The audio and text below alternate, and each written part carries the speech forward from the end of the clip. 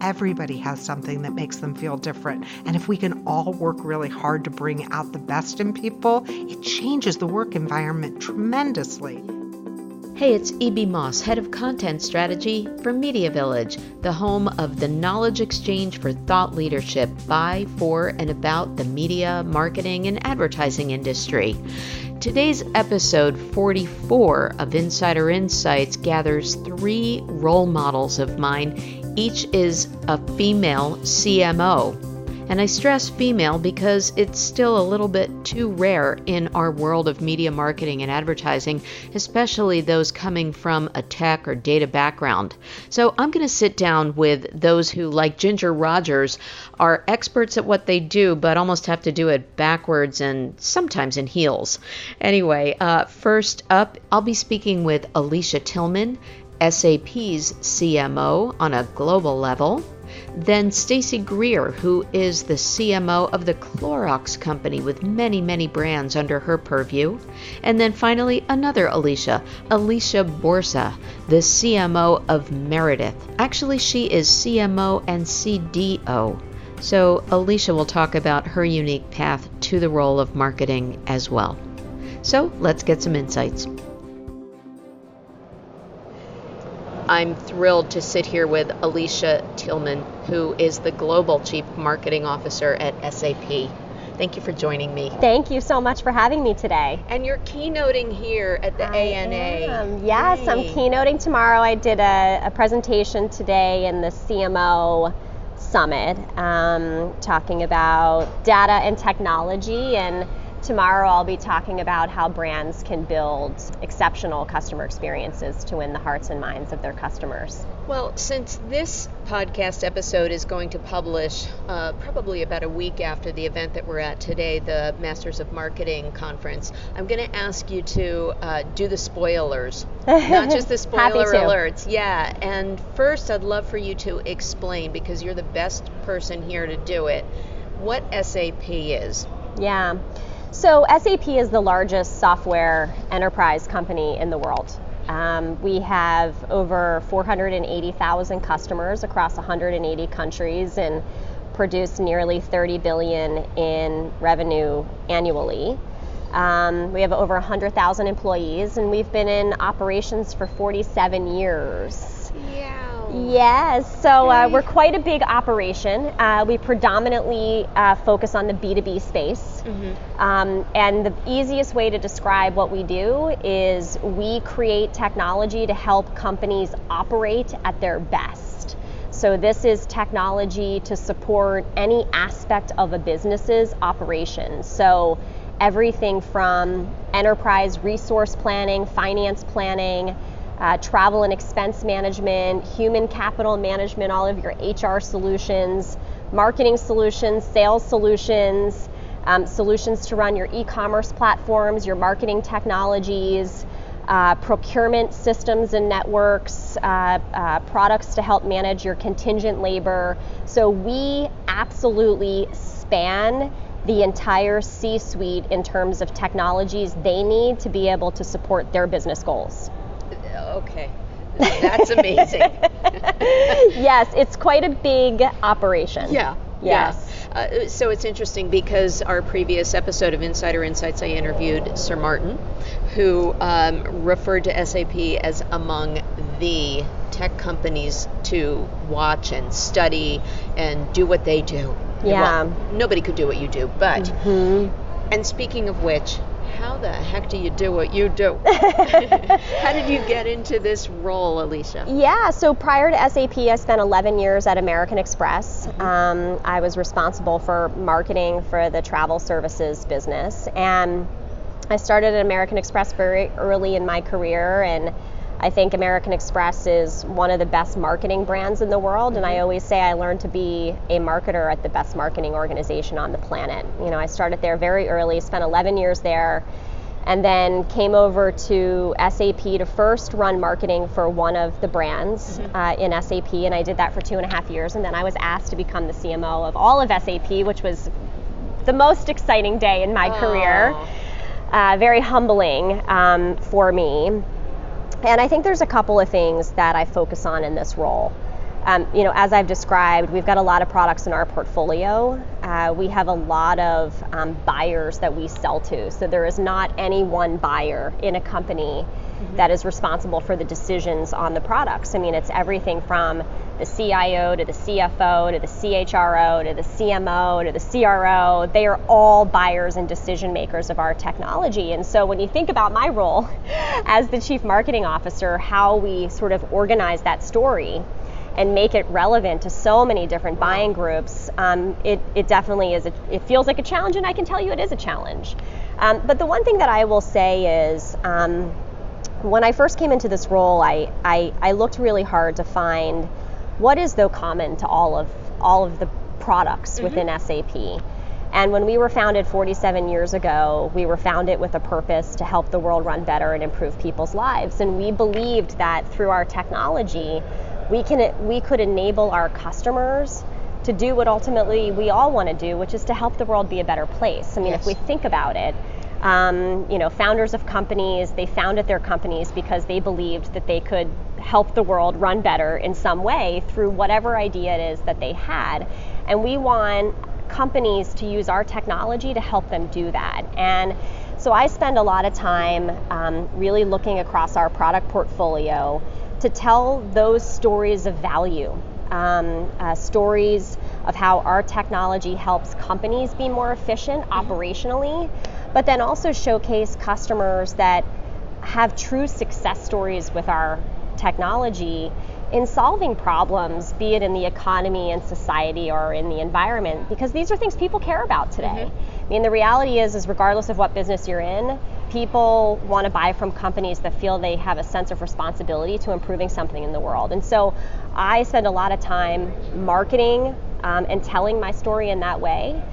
It's less about the features and functions of the product, which once was a way that we marketed, but now it's about value creation and it's about making a difference. Now, I've seen that you talk about experience management, but it seems almost like what you're marketing is the experience of helping improve and streamlining your business, and that's the experience, so to speak, that you want SAP to convey. And how else are you referring to experience marketing?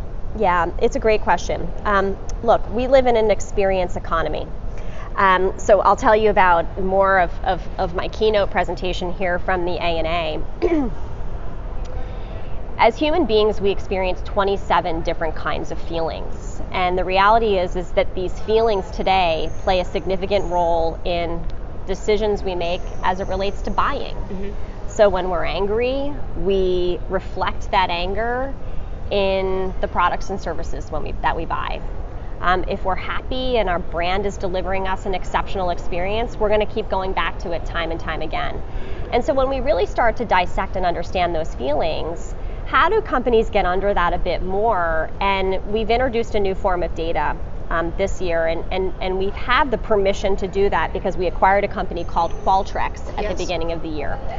And Qualtrics is in the experience management space. And if we think about the business that SAP has been in, we've been in the space of operations. We help companies run at their best operationally. And so that means the types of data that we've given access to for our customers is operational, transactional, financial, behavioral types of data. But with Qualtrics, it unlocks this new source of data, which we call experiential data. And this is data that we can understand through surveying technology, social sentiment understanding, compiling this all together onto a central database to be able to anticipate the experiences that your customers want because they're telling you. And when you understand what they want, then it helps you feed that into creating a better operation. And so when you pull that together with what SAP does on the operational side, and we now have this new level of data, this experiential data, think about how much more companies can actually claim to be customer first, because we're now taking customer direct data saying, hey, tell me what type of experience you expect from this brand. Companies know, they feed it into how they shape their operation, and now you've created a loyal customer for life. And so that's this notion of experience management that we are creating as a company, because it's all about the experience economy. It's all about the quality of your experience. And so when you have access to both operational and now experiential data, that's frankly how you win. And so I understand the essence that you're communicating. And do you find any certain channels, marketing channels or tactics more conducive to communicating any of those 27 feelings or experiences? I think that as a marketer, we often talk about the benefits of both traditional and modern forms of marketing. I think we live in an environment today, though, where feedback loops, social listening platforms are more relevant than ever.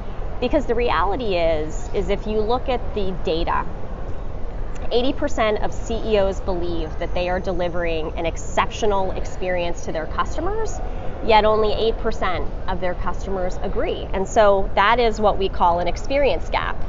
And when you look at how you would measure that experience gap, it's a $40 billion addressable market. If you think about the amounts that companies have to pay when they lose a customer or they deliver a poor experience, it's worth $40 billion. And if we have an ability to create technologies to help narrow that gap, then that's the beautiful time that we live in right now to say, look, getting access to this, really understanding how to drive an exceptional customer experience is really what winning in this experience economy is all about. Well, you must be doing something right, because I will just drop this little word here that you were named the 14th most influential CMO by Forbes in 2019. Yes. I have goosebumps. I'm sitting next to you. So speaking of which, women to women, in terms of your role, what advice would you give others like me coming up in the world of marketing, or just in this crazy media world we're in today? Yeah. So the first and foremost thing I would say is know who your authentic self is. We talk a lot about building your personal brand, and authenticity is really at the core of that. I always say, know what you're good at and focus on that. As women, we often like to spend the time focused on the areas that we're not good at, and we lead with that. Yes. Oh, I can't do this because, or I'm not going to speak about this because, or I'm not good enough because. Instead, no, I'm going to go for this because, or I feel I deserve that because. We need to switch the dialogue. I mean, sure, there are things that we need to work on.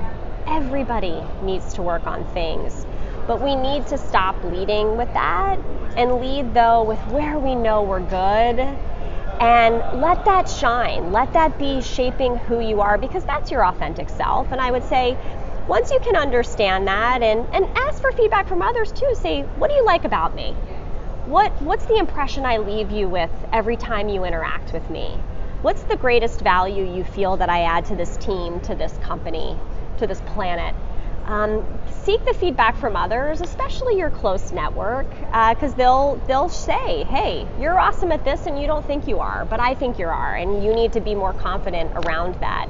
So that's the other thing I would say, and I think it's just so important. Someone had said to me early on that you're really good at this, but you just don't focus on that. It's almost as if you don't think you're great there, but you are, and you need to focus on leading with that a bit more.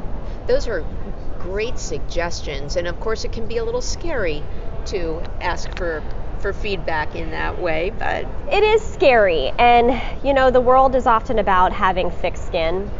I'll always remember when I was at American Express, and Ken Chenault, who was our longtime CEO. His name was on the ads on the credit card. And exactly. And Ken just retired last year, but everybody's always interested in everyone's journey to the top, and Ken's journey always stuck with me. As a development to think about, and because he moved his way quite aggressively up through the company, and someone had said, well, what were some of the skills that he had besides being, super smart and all those things? They said he always asked for feedback. Every turn, every project, he was constantly seeking feedback, good, bad, or indifferent, and you've got to be okay with that. And feedback, think of it this way. Feedback not only helps you personally, but it also helps the other person believe more in you because you care enough to ask for their feedback. And you have to realize you are not the only person accountable for your success. It is often about how others perceive you, and how others can help you on your journey. It's not just about you individually. And so by asking for feedback, you're inviting others to participate in your journey. And isn't it a great thing when someone says, tell me about EB as an example? Well, what I can tell you is this person is really interested in what I have to say about them, and I see them taking that on board, and so that's what I love the most about them. They didn't say anything about your performance or what you're doing, but they're commenting on how much you care about what they think, and therefore then you've invited them on their journey, so then now they feel personally accountable to you.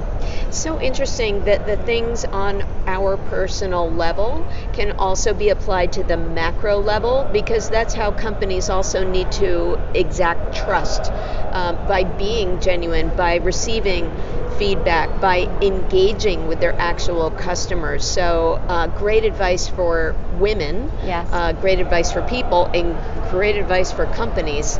So with 2020 on the horizon, things have evolved a lot, both with what's available to companies in marketing, but also our insights. What do you think is going to change the most in 2020? How are you going to corral what's new in marketing? I think the number one priority of companies, and then therefore will then become a big focus for marketers, is how to better shape the customer experience that our brands deliver. I think that today we live in an experience economy where business is won or lost based on the quality of the experience you deliver. And the reality is that consumers have so many brands to choose from that if one brand is not offering them an experience that they expect, it's very easy to shift to another brand that has an equal or if not greater product set that can help delight them more effectively. And so as a result of that, marketers have to pay particular attention to how they can drive exceptional experiences to their customers. I know it's front of mind for CEOs, and then naturally, when it's front of mind for our CEOs, it becomes front of mind for us as marketers. So I think that that's the number one priority. I think the other thing, I'll give you two other things that I think are going to be front of mind for marketers. I think the continuously evolving role of the marketing organization within a company is going to continue, I think, with the evolving nature of technology, with emphasis on customer experience. I think our companies are depending on us more. Yet, I think the value of marketing is often not being recognized at the level that it needs to be, and oftentimes questioned in terms of what that true value is. So I think we as marketers have to continuously evolve and do an excellent job in describing our value, aligning our value, and then measuring our value for our company. So that's the other thing I would say. And then the final thing is, I think as companies, we have a continued focus on how we shape the purpose narrative of our brands. So what is it that our business helps to enable at a much higher level for our customers? What is the purpose that we have as brands? How do we focus on things that truly matter to people, such as women in leadership positions, or other topics of inclusion and why that matters within companies? It matters to employees when they choose brands they want to work for, and it matters to consumers when they're choosing brands that they want to buy from. So I think that that's the other thing that's pretty front of mind and will be a continued priority as we look out into 2020.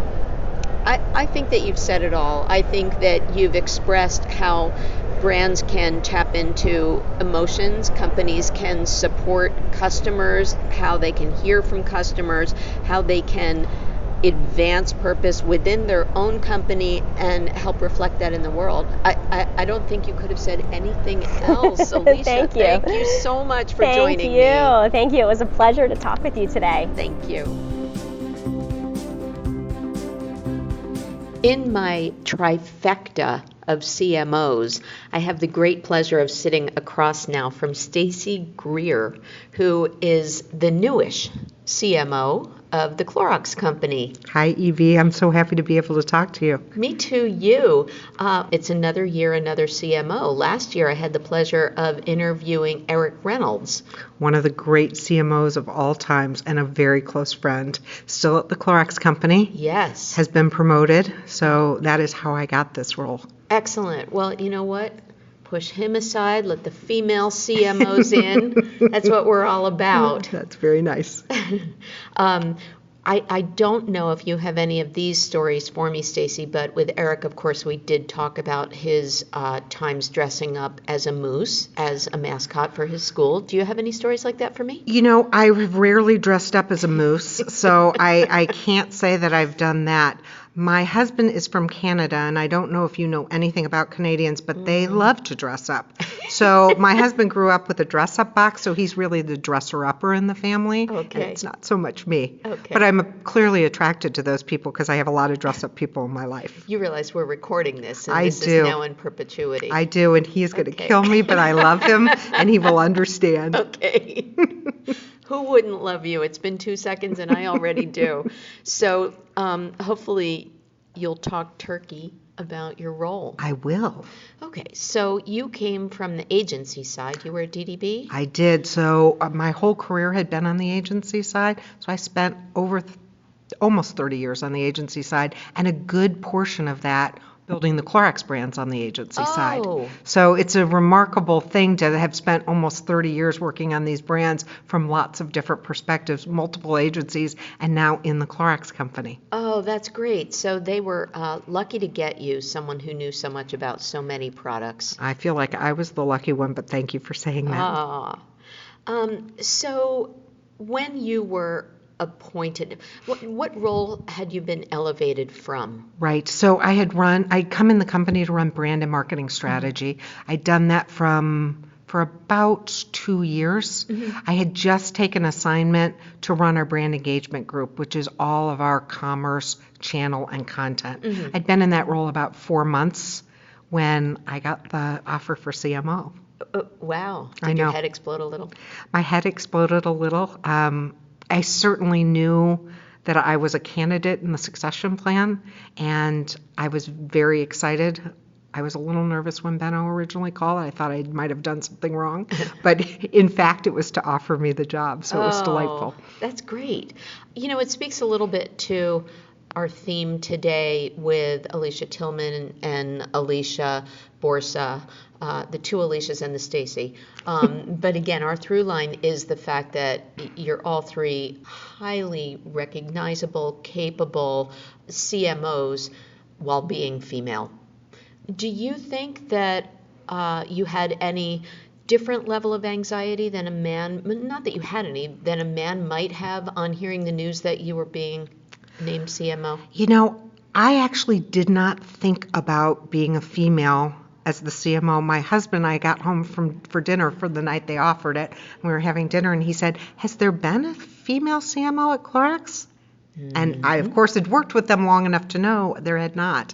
And he was like, "So you're the first female CMO?" So that's actually how I realized it. It wasn't through knowing I was the first CMO as a female CMO. So it was delightful. I mean, Clorox as a company has a lot of female leaders. Yes. So it is an environment that women really thrive. My boss is a female. Mm-hmm. There are lots of female executives and on our board as well. So it's an environment that's really conducive to being a woman. So I didn't really worry about that. Fantastic. That's great. So environment is key, and we're really working hard. Of course, with MediaVillage, we have advancing diversity and inducting folks like Shelley Zallis of the Female Quotient into that. And well, and it's all about inclusion, right? It is. I mean, we talk about diversity, but really what is the difference maker is inclusion. Do you feel like you can bring your best self to work every single day because somebody's created an environment where you can be yourself? Yes. And that your ideas are validated and reflect anybody else's ideas. That's exactly right. Love that. So I want to talk a little bit about one area that jumps out at me. It's sort of germane to this, influencer marketing. Speaking of being an influential woman or an influencer in general. Right. What's going on with that with Clorox? You know, we're leaning harder and harder into influencer marketing. It's still a thing. It's still a thing for us. And we've looked at all kinds of influencers, so from macro to micro. And different brands need different things. We're fortunate to have a very diverse portfolio. You do. In our portfolio is everything from Burt's Bees to Liquid Plumber. Yes. So everyone is using it in somewhat of a different way. But we've seen the power of that in terms of connecting with people and having brands with ideas that you can hand over to someone and let them bring their creativity to that brand and make it richer and better. I think where it doesn't work is if you don't actually have a brand idea. If you don't have a brand idea, it's hard to hand the brand over to someone and let them create. But if you have something that's really strong, you can do some powerful things. Speaking of powerful, Liquid Plumber, right. That's right. Now, I know that actually in that you had developed a group to test Will It Clog? Yes. Was that sparked from like Letterman days of Will It Blend or yes. what? Was it? It came directly from Will It Blend. Struck me. It should strike you because you're a very intelligent woman. It did come directly from that. And we know that people just love watching things like that. And Will It Clog used the exact same drama, right? Can I put something down there and could that possibly get through that? So whether it was a crazy amount of chocolate or the world's biggest gummy worm, all of that stuff went down the drain and people loved it. Yeah, it was terrific. Oh, advertising is fun these days. It is fun, isn't it? What's new? What are you working on that you're excited about? Have you innovated around anything else? I'm very excited about the work we've just put out into the world for Brita. Our Brita brand has invented a water bottle that filters. So you used to have to buy those separately, and if you were camping only. Yes, so it's not a pitcher. It's actually a bottle you can carry with you and filter water from anywhere. And we really believe that we're making water better for people and the planet because, as you know, single-use plastic in the world is a huge problem. Horrible. And people think it's being recycled, but as we know, a very small amount of it is actually getting recycled, and it is everywhere. So I think we are very committed to that, and we've done a lot of good work. It's called Drink Like You Care. And it's because you're doing a lot of things and saying you're caring, but you're not drinking like you care. I think this conference is a good example of that. We have more bottled water at this conference and no way to get water other than bottles. And we talk about purpose and we talk about being a force for good. Yes. So the idea is it's a natural behavior. We've gotten so used to drinking bottled water that we don't think about it anymore. But it is one of the numbered one destroyers of the planet. Oh, Stacey, sobering. Now, I know that there is a through line with Brands for Good and being part of the CMO Council here with ANA and best practices around sustainability. I'm going to give you an opportunity to talk about one more brand that your advanced team was really good at reminding me about, which is your sort of tie-in with Burt's Bees and Nat Geo and what you're doing with that. And I'd love for you to talk about this one. Yeah, Burt's is such a phenomenal brand and just such a joy to work on. It is our original purpose-driven brand, right? We bought it back in the day. And they taught us about purpose. That's one of those things when you acquire a brand and it can teach you something. They taught us so much about purpose and how treat a brand in a responsible way and get people excited about it. What we're doing with Nat Geo is really all about trying to remind people that if we don't take care of nature, we're going to lose it. And what we did was for the UN Climate Summit, we actually posted a blackout. They did, we did, so Nat Geo did, we did, and we invited all of our followers to do it as well. Then we invited people to come in and take a pledge and give them simple ways to help the environment and preserve our nature. But we also gave $10 to Nat Geo to start cleaning up the problem for every 100 people who signed up. Really? So we're really excited about living our values. We're trying to move from just storytelling to story doing. And that's part of our story doing strategy. Okay, well, I have to invoke my own company again because we are definitely on the same page as the theme of advancing diversity is moving from advocacy and talking about it to activism. That's wonderful. Hopefully this is a trend that we're seeing. I'm hearing about more and more companies, CMOs, brands, agencies embracing the right thing. I think that's right. Our core value at Clorox is do the right thing.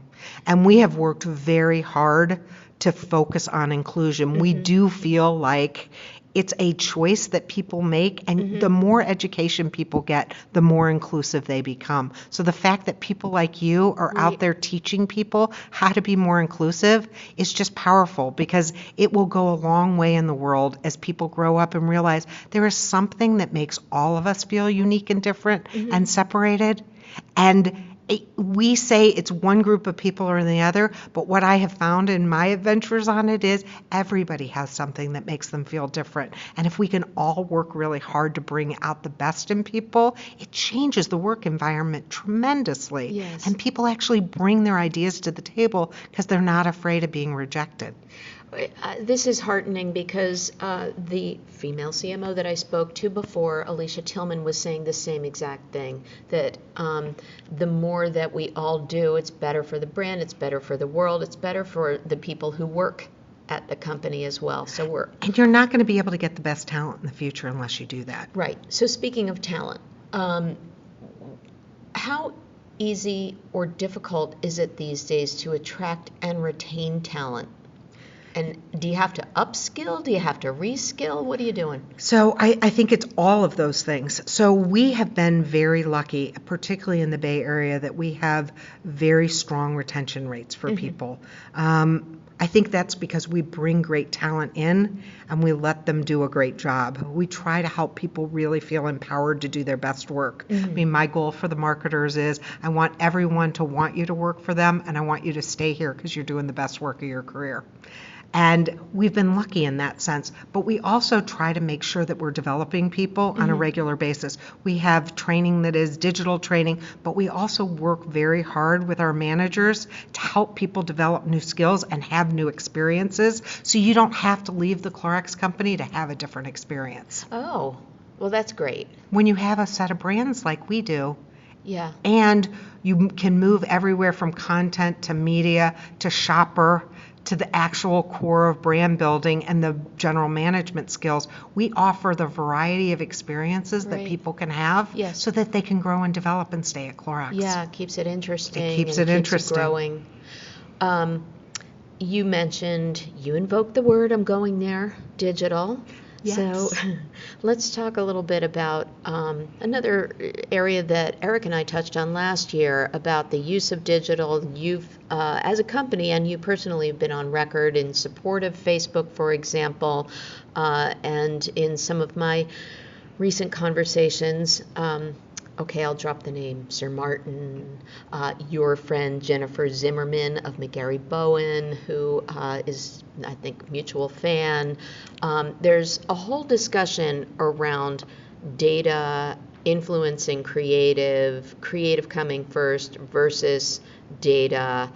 Tell me about your philosophy. I mean, my philosophy is that it's a cycle. I think we can get tremendous insights from data, that really help us understand people better, particularly as we start to think about how do we personalize more for people so that we can talk to you in ways that are more relevant. So I think it can tell you something about the human insight that is very inspiring. My background in the creative agency is strategy. So finding that inspiration for a great creative idea, I think very easily comes out of data.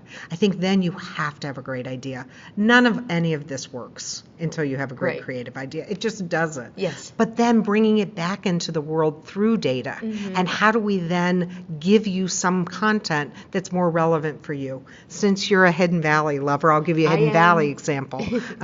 Yes, and thank you for that, by the way. So, for example, if you were to look online, you'd see a lot of Hidden Valley recipe content, and you'd be able to go to that. If you come to our site, we have an analytics recommendation engine there, not unlike Netflix, that tells you the next piece of content you'd like next. Well, we do the same thing with consumers. So if you come to our site one time and you come in, say, on a chicken recipe, we'll give you the best chicken recipes. But if you're there for the third or fourth time, we'll look at the recipes you've been interested in and customize those recipes.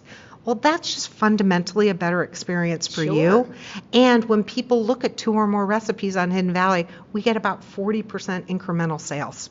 So it's better for us and it's better for the consumer. So we're trying to use data in ways that really help people, not just sell product, but you have a better experience as a result. You buy our product. Well, you have humanized the experience for me because, in full disclosure, you brought me a case of Hidden Valley Ranch seasoning dressing mix. It's like little shakers, and I can't even put it on popcorn. You can put it on anything. That's my only compensation, but I am disclosing it. I think you should, because it's very, very valuable. I am a huge fan. I too am a huge ranch fan, and this might be my favorite way to eat it because I can shake it onto anything. Shake. Exactly. Okay. I want to wrap it up with a little bit of a focus on marketing channels and tactics.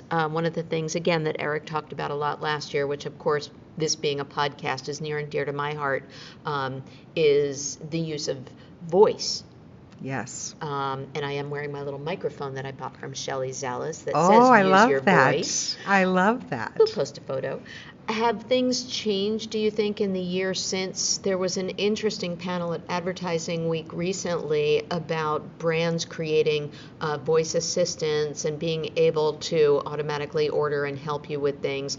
What's the Clorox Company doing with it? You know, we have certainly invested in chatbots. So we have definitely done that, not only for consumers, but internally as well. So we actually have an internal chatbot that helps people navigate our systems internally. So yes, we believe in that. I think the question around audio is not where will it explode, it's when will it explode. I think it is such a natural way that we take in information that it absolutely has to be there. I think brands haven't quite found their voice, to use the wrong words, but they haven't quite found the voice of brands in a way that sounds authentic and people want to interact with. They still sound too much like separate entities, and they don't have the humanity.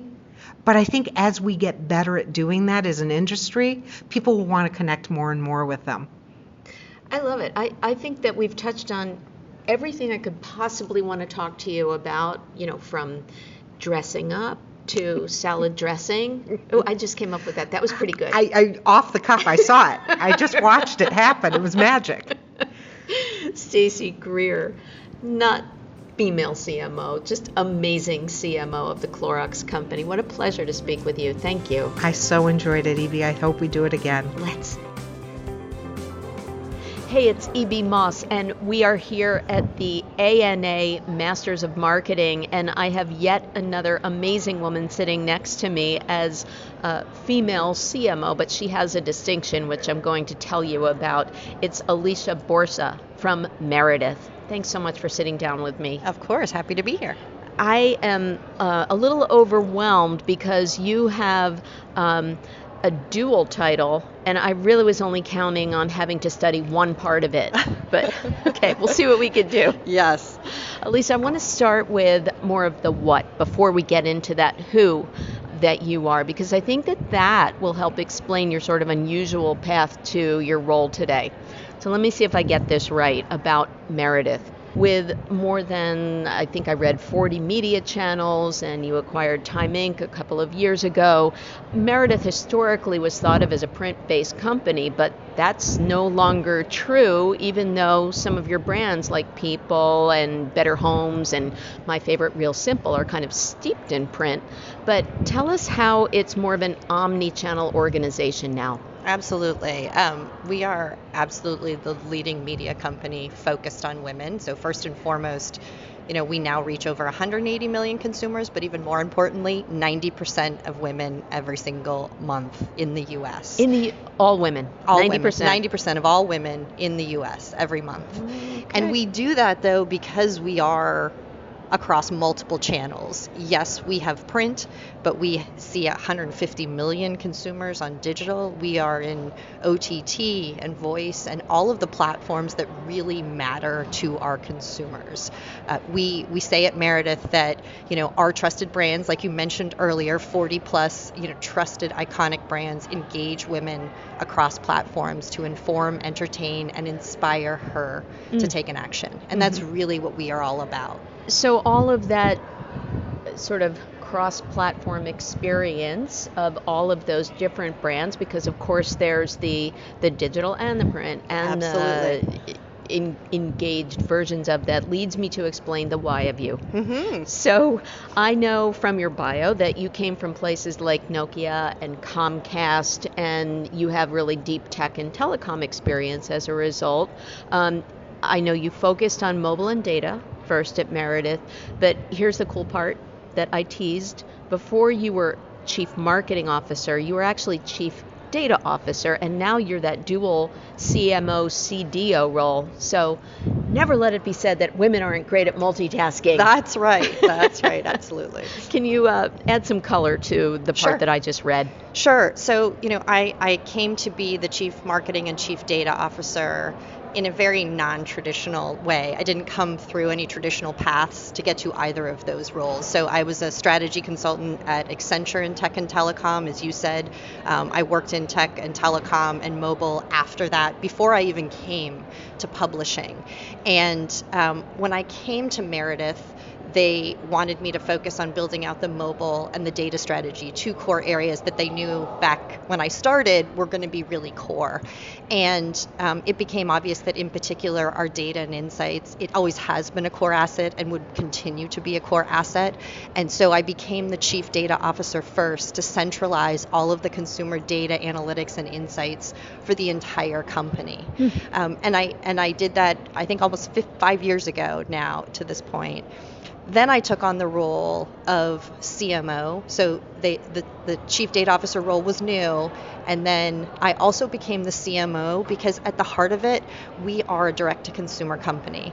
And understanding our consumers is core and critical to all aspects of our business. So understanding our consumers is key to drive consumer revenue, which is 50% of our business, as well as for our advertising partners, as well as our edit and product teams as well. So it's, we have a centralized team, and we wanted to elevate that, and hence why we brought the two responsibilities together, was really to elevate and make sure we are a consumer and data-driven organization. It makes absolute sense. So if you have the insights, then you can apply it to reach the consumer more effectively and know how to engage better. Absolutely. Got it. Okay.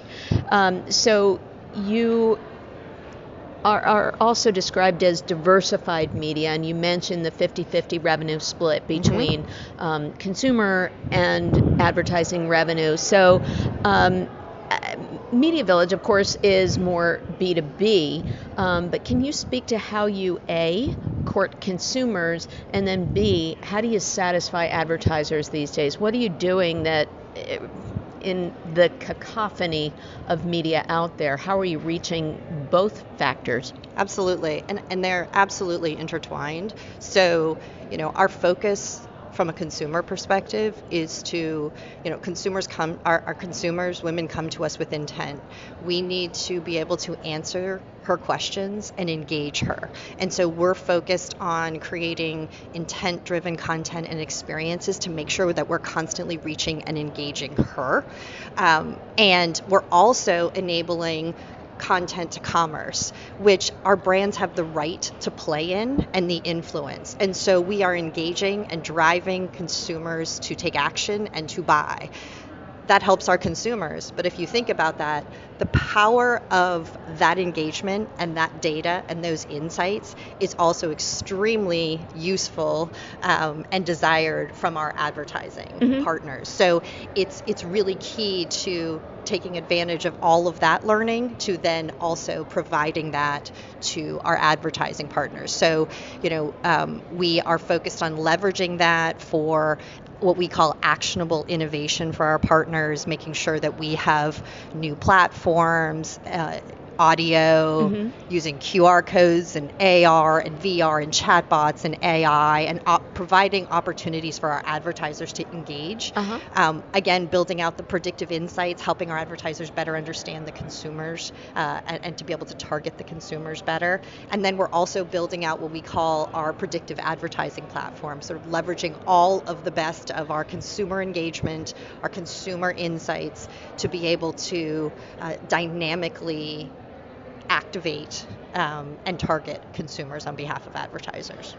Well, I'm not quite sure how to unpack all of that, but let's pick a couple of them and tell me what is, I'll just be really general about this. What's the coolest thing you're doing now? What's the newest, hottest offering for advertisers these days? So the example of the predictive advertising platform that I talked about, we start with our insights. So first and foremost, I like to say we're an insights-driven organization, not just a data-driven organization.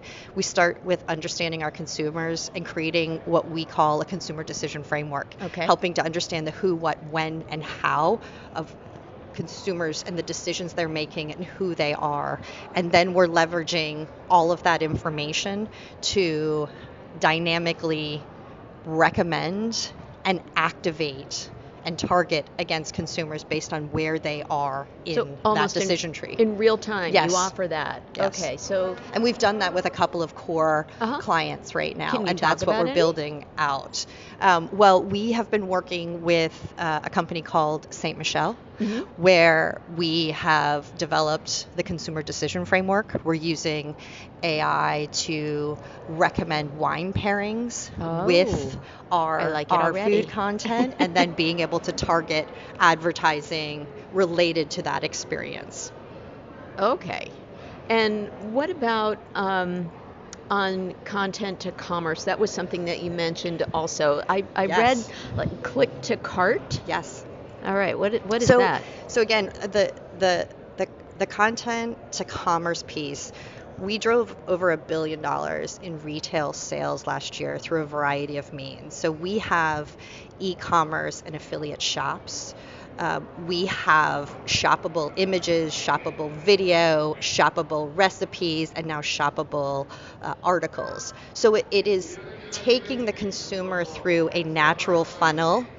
We also did something interesting from a print perspective in the InStyle magazine. From InStyle, you can use a QR code and leveraging AR, you can try on makeup and purchase makeup from that experience. So a really interesting way to connect consumers across platforms and give them a way to experience and then drive to purchase. You are literally enabling shopping wherever the consumer is. Absolutely. And however, on any platform that they want. So this would be me though. I would be on my mobile phone while my friend is driving, and I would be trying on lipstick, and my friend would hit the brakes, and that would be all over my face. Will it be that virtual? No. Okay. No, I don't think so quite yet. Okay. But it's quite a seamless experience. All right. Well, let's get to some of the personal part, my personal foibles aside. So let's talk about the who. I know that you reach so many women, which is amazing. So I'm guessing that makes the environment for women at Meredith pretty good, or would we be a little surprised that even Meredith needs a little catch up? As a woman, I feel very empowered and supported. There are a lot of women in leadership at Meredith. We still need more women at the most senior levels of our organization. And but it is absolutely recognized and talked about openly. So it's something we are addressing. Yes, there is more work that we still need to do. One example we shared actually with all of our employees is from our board of directors. Actually, we now have over 40% representation of women, which is progress, right? Again, is there still work to be done? Absolutely. Right. But we are moving towards that. Absolutely. Excellent. And your personal mantras, if we were to shift over to how do we support women, what would you encourage them to do? What do you live by? So I think there's a couple things. I was on a panel last week about women leadership, and I think for young women coming up in our industry, one of my key messages that I truly believe is that women shouldn't feel stuck. If they feel like they are being slighted or being discriminated against at all, there are so many opportunities for change. No one should feel stuck where they are, and I don't think in today's world anyone should feel that way. In terms of just overall leadership, I think that everyone needs to embrace and feel comfortable with change. Oof. Right? I know. Oof. Because nothing is the same in our industry. It's never going to be static. And so I think we have to push ourselves. I think we should feel uncomfortable in our roles and taking on new challenges. And if you feel too comfortable, then it's time to change or take on more or take on something new. I think even the definition of what a CMO is or a CMO should do is continuing to change. I don't think we're in a world anymore where there are such static definitions of what everyone's role should be. I think there's opportunity to, again, expand and change as our consumers change and as the industry changes. So you came from data, from tech, and it's sort of the STEM area. Are you hopeful of seeing more women in STEM, more women embracing that side of the business? And Absolutely. I still think we have a lot more work to do. I'm proud that for the data team that I run, I have over 50% representation of women to men. And so I see that, and I see the opportunity there. There's still more work to be done, right. but I see a lot of progress there. And my direct reports are evenly split male to female across every part of my team. In terms of some of the organizations that you participate in, I know that Meredith is very involved with See Her. Yes. We just interviewed Shelley Zalis, who's being inducted into our Advancing Diversity Hall of Honors, and I know how involved she is with that. You're very involved with the ANA and the CMO Council, which encourages gender equality as well, I think. So what are some of the places women can go to upskill or be part of a group that supports them? I think there are a variety of ways, right? I think that we talk a lot about mentoring. So whether it's formal or informal mentoring, I think that's really important for women. And it doesn't mean you need a female mentor, but I think we need mentors. And so there are formal and informal ways and organizations to help advance that. I think within organizations, we have, not only are we a part of See Her, which has become a company-wide internal and external sort of initiative, yes. I would say, we also have employee-led organizations and committees. So we're letting the employees take the lead on how to increase diversity and inclusion. I think that's really important, is to give your employees a voice. And then, yes, there are numerous organizations, industry organizations. We are a big supporter of the ANA, and at the CMO Growth Council, we talked about not only See Her, but See All, Brands for Good. There are a lot of initiatives and organizations that we are going to be looking at and supporting in addition to our focus on the See Her initiative. So as a last word, because I think that this applies to male, female, any gender of marketer, the intersection of data and marketing, what's your projection for the future? You need both. Data and insights, more importantly, are critical now and in the future to marketing. We can't lose creativity as part of that, so it's not either or, but I do think marketers of the future need to embrace the data and insights piece to be more informed, but there's always got to be a balance between those two. And I think that's an evolving, changing way of thinking about the new marketing era. Mm-hmm. Beautifully said. Thank you so much for sharing your insights with us. No wonder you're an insights-based company. I really appreciate it. Thanks so much. Thanks for having me. Okay. Thanks for listening to Insider Insights from MediaVillage. I'm E.B. Moss. Rate, review, subscribe on Apple or wherever you listen to podcasts. And for a longer transcript of this show and more insights and thought leadership on media marketing and advertising, go to MediaVillage.com.